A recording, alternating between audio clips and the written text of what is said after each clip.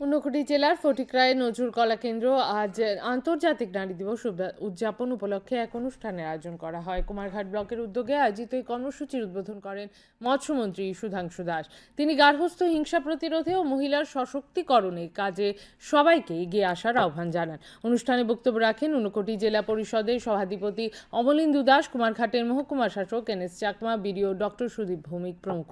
অনুষ্ঠানে সভানেত্রী ছিলেন কুমারঘাট পঞ্চায়েত সমিতির চেয়ারপারসন সুমতি দাস। এখানে 10 জন মহিলাকে নিজ নিজ ক্ষেত্রে নৈপুণ্যতার নিরিখে সম্মাননা প্রদান করা হয়।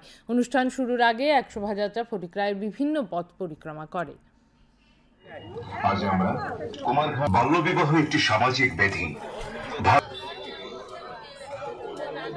পাখি যেমন এক ডানাতে উঠতে পারে না, ঠিক তেমনি একটা দেশ ততক্ষণ উন্নত হতে পারে না যতক্ষণ সেই দেশের মহিলা উন্নত হবে।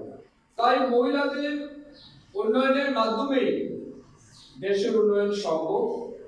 এবং বিশেষ করে আমাদের প্রধানমন্ত্রী নরেন্দ্র মোদীজি, তিনি যখন থেকে প্রধানমন্ত্রী হিসেবে দায়িত্ব নিয়েছেন, তিনি কিন্তু মহিলা সশক্তিকরণ কিংবা মহিলার সম্মানের কথা প্রতিনিয়ত বলে গেছে এবং এই সমাজের মধ্যে মহিলারা যেভাবে তাদের অবদান রাখছেন সেটাকে রিকগনাইজ করা, সেটাকে তুলে ধরা এবং তাদেরকে সম্মান দেওয়ার কাজ এই অনুষ্ঠানের মাধ্যমে নেওয়া হয়েছে।